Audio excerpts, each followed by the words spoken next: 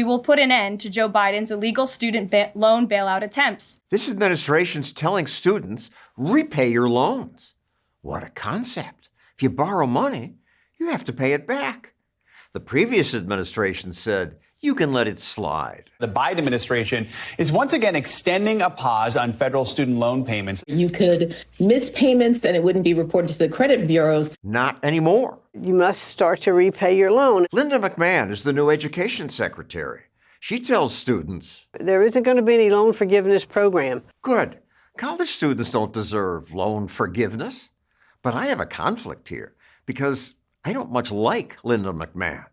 I once sued her and her sleazy husband, Vince, because of something they did to me at one of their silly pro wrestling shows. In 1984, I was doing a 2020 report on how pro wrestling is staged. And the promoters then allegedly told one of their giant employees, someone should take care of that guy. I think this is fake. You think it's fake? What's that? Is that fake? Huh? What the hell's wrong with you? That's open hand slap, huh? You think it's fake? You come like them in his face? So now I'm surprised to support Linda McMahon because now she says forgiving loans isn't fair. There's no such thing as loan forgiveness. It just gets transferred to someone else, and that's just not fair. It's not. It means taxpayers, many of whom never went to college, are stuck with the bill. A guy who's a welder and a guy who's a truck driver, they shouldn't have to pay off your student loan debt. Hey, ho, ho! Student debt has got to go! Student activists say, we're special. We shouldn't have to pay our debts. They can go to hell because I'm not going to pay it. Fewer than 4 out of 10 borrowers are in repayment. Now the Trump administration says if you don't pay, that could mean wage garnishment or money withheld from tax refunds and Social Security benefits. About time. College students don't deserve special handouts, and neither do rich colleges. Look at this library.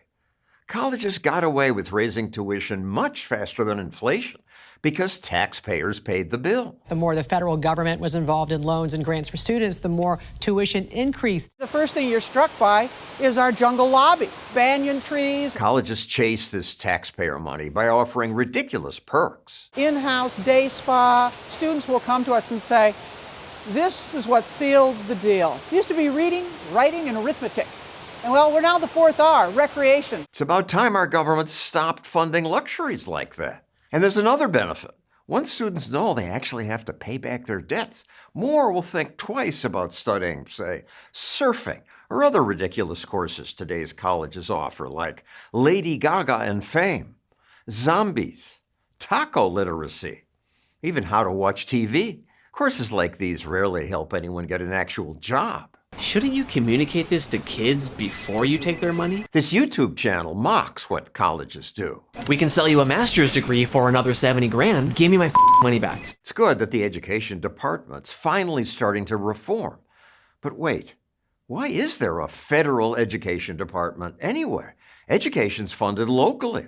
The federal department is largely useless. The decline in the quality of public education. Some Republicans have tried to close the department for years. I would like to dissolve the $10 billion National Department of Education. Reagan failed. And during Trump's first term, when he made Betsy DeVos education secretary, I asked her. So you would abolish the department?